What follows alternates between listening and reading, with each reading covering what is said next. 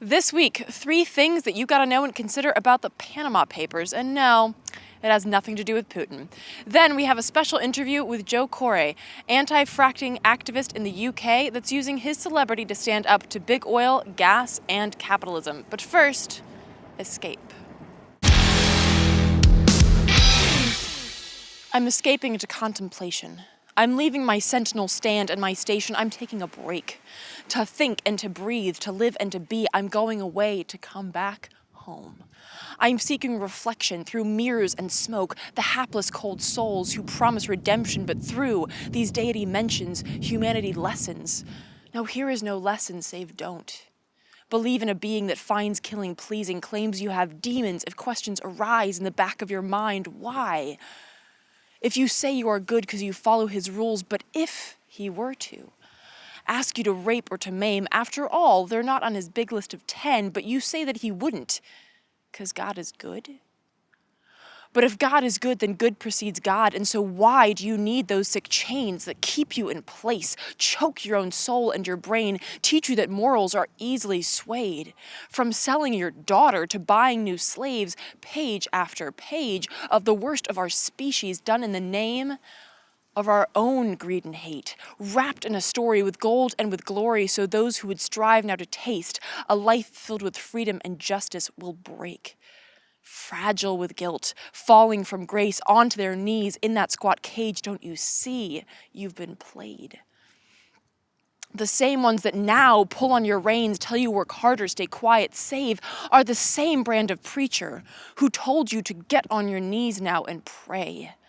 The God of the dollar descends from the heavens just like Jesus before to show eager eyes that the miracle lies just on the other side.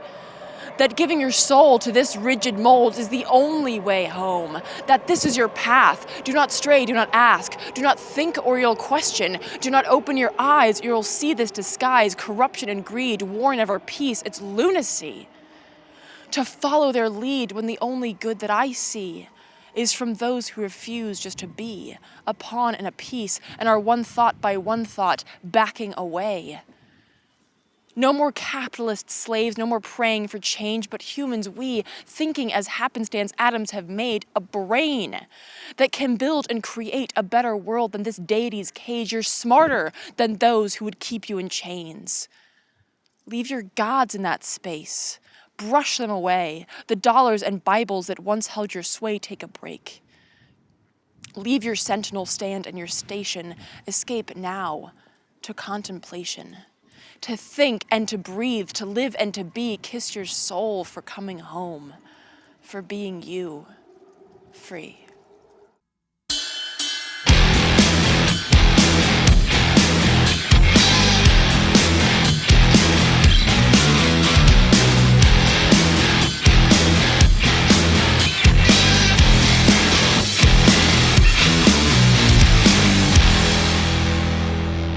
Welcome to Act Out. I'm Eleanor Goldfield, and this is your tipping point. We have a special interview to share with you this week, but before we get there, the Panama Papers. The largest leak in journalism history, and unless you've been totally off-grid and living under a rock for the past week and a half, you know the basic gist. More than 11.5 million documents from the Panama-based law firm Mossack Fonseca, dating back more than 2 decades, involving everyone from heads of state to child sex traffickers, who hid, shuffled, and invested money in more than slightly dubious ways.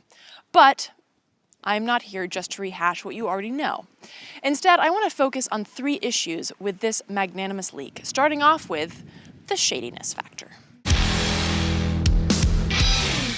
I love nothing more than seeing the 1% squirm under the bright light of truth and transparency. But in the week following the release of the Panama Papers, some questions started to arise as to who and what is behind this massive data dump. What happened was that Gerard Ryle, director of the ICIJ, the International Consortium of Investigative Journalists, came out and announced that ICIJ would not be releasing the full data set to the public, taking the opportunity to also diss fellow leakers WikiLeaks by suggesting that releasing a full data set is irresponsible journalism. Not one to take such a dig, WikiLeaks fired back by doing what they do, shining a light and thereby calling into question the financial backing of ICIJ, namely George Soros.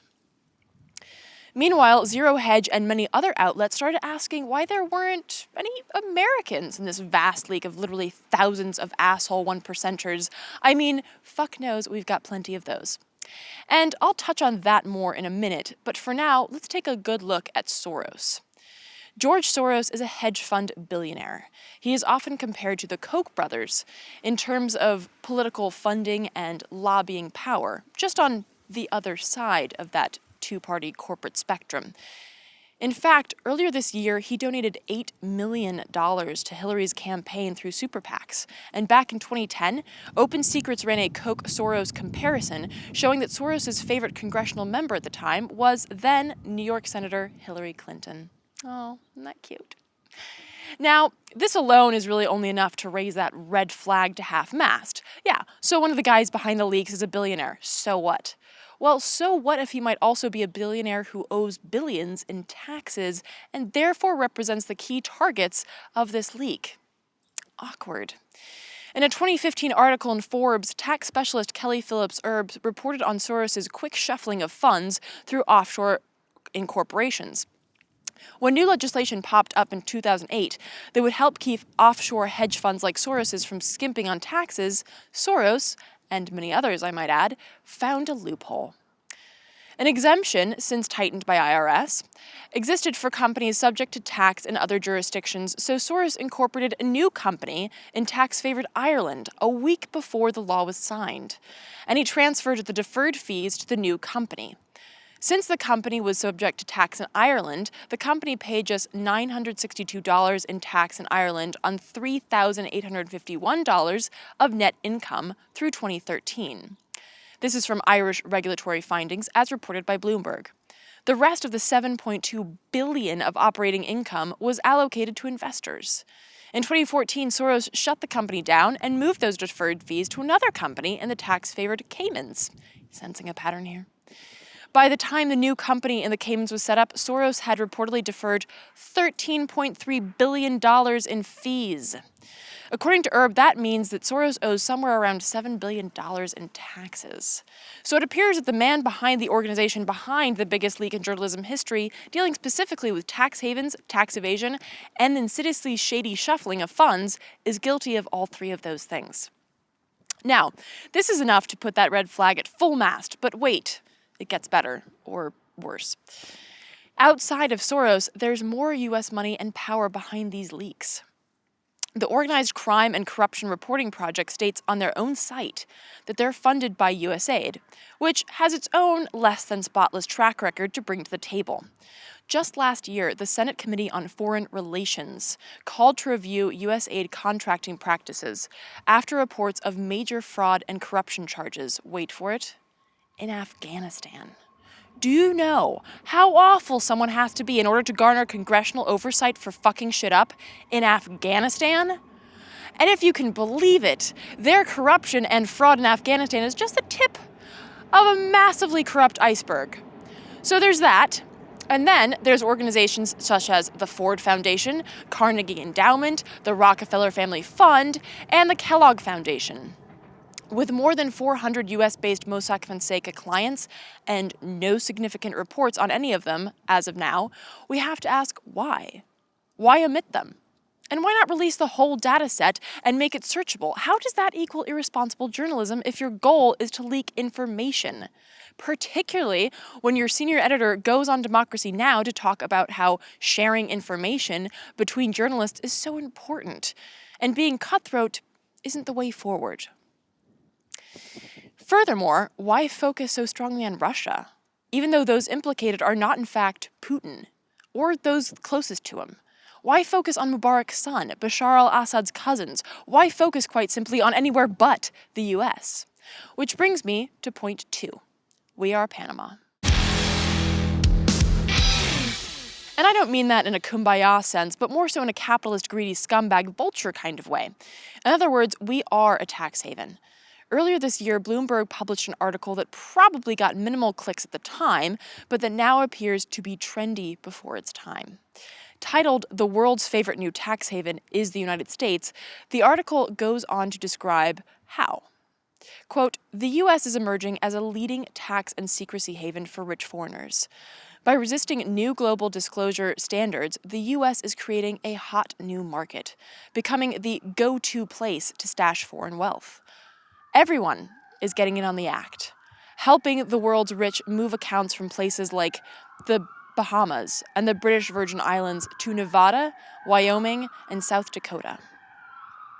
The financial institution Rothschild & Co. goes on to tell Bloomberg how happy they are to move foreign assets to the U.S., even hosting a swanky San Francisco get-together in order to go through some helpful tax evasion how-tos in this new 1% hunting ground. And just last week, the International Business Times echoed these findings and more in an article linking U.S. tax havens to the omission of U.S. names in the Panama Papers. It points out that Nevada is listed as number 8 in the Panama Papers leak of top 10 most popular tax havens, citing its and other states such as Delaware's horrendously lax regulations on everything from corporate tax to indeed giving a flying fuck who the corporation is owned by. So demonstrated by reporter Natasha Del Toro, who recently incorporated in Delaware under the identity of her cat. Taking all this into consideration, the fact the Panama Papers go easy on Americans can now be seen in a different light. It could still be a matter of evading, pun intended, the money bag millionaires behind the leak, or it could also be that Americans just don't need Panama.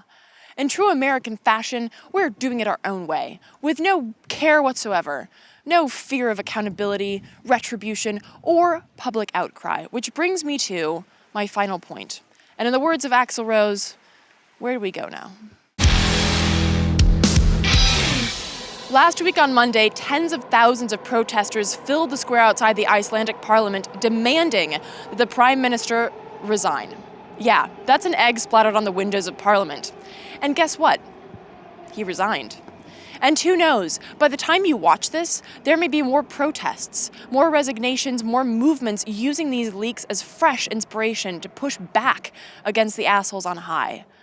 But don't look to the DOJ investigations for that. If we learned anything from previous leaks, it's that expecting our government to slap its own wrist for wrongdoing is about as effective a strategy as teaching abstinence as sex ed. And yes, in both cases, you're getting fucked. And although I have been critical of the shadiness factor, for good reason obviously, that does not and should not take away the importance of what the Panama Papers mean, what they show, and how they can be used. Let not our interest in how they came to be detract from what they could become, if we utilize the information in them. And this is not about the US or not the US or any other single country. It is about the whole damn system. As Micah White wrote in The Guardian last Tuesday, the beauty of the Panama Papers is that the leak makes it abundantly clear that the people in every country face the same globalized enemy. The ultra-rich wield their wealth to maintain a stranglehold on power while simultaneously hiding from the taxman. And furthermore, this stranglehold has become increasingly legalized and promoted while we sit back and watch. Yes, placing assets offshore has become legal because the ultra-rich control our governments, because their money, not our voices, have come to represent votes. Whether it's Soros or the Koch brothers or Chinese businessmen or mafia or whatever, the 99% worldwide are being murdered, tortured, raped, starved, and otherwise oppressed in the name of money. That is what the Panama Papers show, and that is why and how we can use the mere idea of them as more fuel for our movements. But again, that requires moving, it requires doing, and it requires fighting. Not an easy feat, but quite honestly, there is no alternative. Silence is complicity, so scream. Okay, now that we've scratched the surface of international scandal, let's scratch the surface of international activism. Joe Corre is an anti-fracking activist in the UK, founder of the site talkfracking.org that reports on UK fracking news, creative anti-fracking activism, and promotes the idea that pro-fracking entities should hold open debates with anti-frackers to support their claims that fracking is awesome. So far, no pro-fracking takers. What makes Joe a bit unusual, though, for such a staunch activist, is that he's also a celebrity. Joe is an entrepreneur and designer, the co-founder of Punk Provocateur. He is also the son of fashion designer and fellow environmentalist Vivienne Westwood. Further distancing himself from your typical run-of-the-mill celebrity that feels politics aren't chic and selfies are the best, Joe uses his own creativity and media skills to combat not only fracking, but the whole crooked, capitalist, corporatized, fucked up system. Take a look. In the US, you've led the world in fracking. I don't know if that's the right way to put it, but certainly I think for this administration and the one before it, they saw fracking and shale gas as being a big boom industry that would help the economy, and they liked what they saw in the US, and then what they did is they had a lot of meetings with US companies, people like Halliburton and stuff over here, and looked at the legislation that needed to change in order to give a smooth ride for the frackers. And then they slowly set about changing all the legislation, reducing the regulation, spinning all kinds of PR stories about how they're doing the opposite of what they're actually doing. And it's been a long, hard battle, and we're nowhere near over it yet, because of all of the success that local people have had in overturning planning permissions and stuff for test drilling and fracking permits.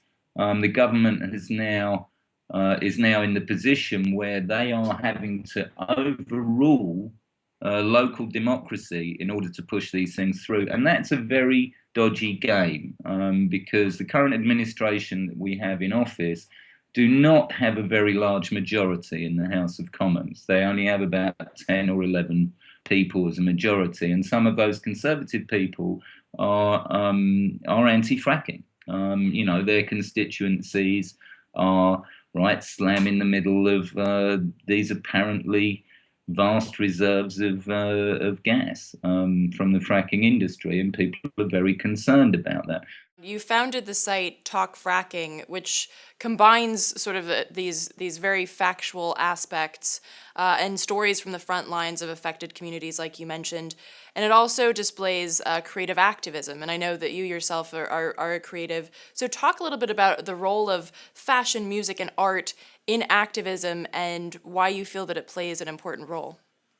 Well, I think what I've found along the way, when I really decided something had to be done, what I did was actually go out and employ one of these PR firms that the enemy employs, the fracking industry employs. So I thought, well, I'll play them at their own game. We'll go out and employ one of those guys, and we'll put the counter argument out in the media. And I played that game for a while, and what I discovered was that actually pretty much the mainstream media, that's everything from the Times newspaper right through to the BBC and all the rest of it, pretty much the majority of their stories are not news stories at all. They are placements put there by PR industries working on behalf of industry. And so what I found out is that the really most effective way to get into the media and get your voice across was to start to be a bit outrageous. We had to start doing stunts that were a bit ridiculous. I don't know, we took a box. We had a report, for example, that came out where one of the government's chief scientific advisors had compared the potential of fracking in the UK, saying it could end up being one of these things as adverse as asbestos or thalidomide in the future, and that it could cause, it had the potential to cause a hell of a lot of damage, and that we should tread extremely carefully. So we took a box of asbestos to David Cameron's house for Christmas. It wasn't real asbestos, a load of cotton wool or whatever, but we had to start doing those things because that was the thing that would get us media attention. Another thing we did is we drove a tank to his house and parked on his lawn, and with all the nanas or grandmas from the north of England that have run one of the most successful campaigns to date. Because they're looking after their grandkids, and you can't argue with a grandma looking after her grandkids. You just got to shut up and take it, right? And I guess, I don't know, I've had a bit of a baptism of fire in understanding how this supposed democracy of ours actually works. And I can tell you, it's frightening. It's frightening. These people are out of control, behaving totally irresponsibly, if not criminally. And I don't know. I just encourage everybody to just stand up against it. It's up to us to take responsibility for it in the end. I know it's really hard sometimes, and everyone's got other stuff they got to do and everything. But if we don't protect our environment and our habitat, where are we going to live? So I do want to talk about the Green Party in England, and we've had Jill Stein, who's the Green Party presidential candidate, here on the show. We've had this discussion about the idea of occupying government, because here, in the Occupy movement and a lot of other movements as well, it's this idea of like anti-establishment to such an extent that you never align yourself with any party. And I wanted to hear your thoughts on this, because you've written about aligning yourself with the Green Party, but you also have this very strong anti-establishment streak. Talk about the combination of politics in terms of government and politics in terms of street protest and anti-establishment. You have to deal with what you got in front of you. And I think, I grew up in an age where we were all interested in the ideas of punk rock and anarchy, and we didn't want the establishment, and we wanted to get rid of the Queen, and we want to get rid of the government. And I think, you've got, Green Party or not, I've tried to work with the Green Party, and, bless them, I love Caroline Lucas. She's the one Green MP that we've got. She does some really good stuff. But actually, the rest of the Green Party are pissing around. I don't know what they're doing. You couldn't trust them to organise anything. I think the biggest hope, actually, personally, at the moment, that we have here is probably Jeremy Corbyn from the Labour Party. Just because he's actually what Labour was always about, and he has a track record of sticking by his principles and really, fighting on behalf of people, not on behalf of corporations. So finally, I just want to ask what is next, not only for your own endeavors, but what do you feel is next for the fracking and perhaps even the environmental movement as a whole? Like, how do we keep pushing the capitalist system away from this endless extraction? I have to say, I think I've got a really strong feeling that fracking is dead in the water in the UK. If it's dead in the water in the UK, it's dead in the water everywhere else that's thinking about doing it. Not in the US, because unfortunately you have a system out there where these people can just go and do all this stuff without ever kind of having to pay for it or having to answer for it. And I feel you have some of the most beautiful landscapes on the planet in the United States of America. And I'm sorry, but you guys over there have let these people shit all over them. And I don't know, they need to be made to pay for it. But I think in the UK, we're going to carry on. If they have a government minister now override the local planning decision, all that's going to mean is that every other place where people are fracking, people are going to be demonstrating more. They're going to be there on the street. They're going to be tying themselves to the trucks. They're going to be not wanting to live there. They're going to be trying to sell their homes. It's going to turn into a very quick spiral that people are going to just say, we don't want this thing here. We don't need it. We don't want it. And that's the key thing, is we don't need it. We don't need the gas. You have to understand, when I started this campaign, I mean, my initial drive was to say this isn't really about anti-fracking. This is about pro-democracy. All we've heard is about the positive effects of fracking and stuff. And actually, what we'd like is a real debate. We would like the fracking industry to put forward their best speakers. We will find matching speakers. We're going to tour around the country. We're going to rent halls and places. We're going to leaflet before we go there. We're going to put advertising in local newspapers. We're going to push it all out over the internet, and we're going to invite people to come to a real debate. Not one of the people from the fracking industry would stand up and come and debate with us. We ended up having all these gigs where we only had one panel, and in the end, people kind of noticed and they went, why won't these people turn up and talk about it? Because they know they're going to lose. And so they won't even turn up. And then you get them on the run a bit and they don't know what to do, Timing is everything. And if you're able to identify the door, identify the window that you can go through in that timing, you can be very cost effective at creating something massive, and that's media manipulation. And I guess you've got to play them at their game, but it's a very tough game to do, and I think probably tougher in the United States than it is over here. Just simply because of the geographical size of where you are and how many people and languages and, I don't know. It's a tough game, but I guess if you're right in your head and you're kind of doing the right thing and you can see what you're fighting against is causing so much damage and destruction, you'll just keep on doing it.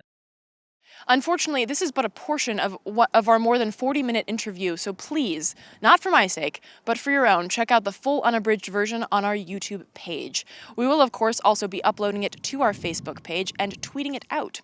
So be sure to follow us on Twitter, Facebook, and, of course, subscribe on YouTube. And tune in next week because we are bringing you a special extended episode featuring on-the-ground reporting from D.C. and the Democracy Spring and Democracy Awakening actions. Until then, from the Devil's Den, fuck corporate power, fuck fracking, have a good night, and keep acting out.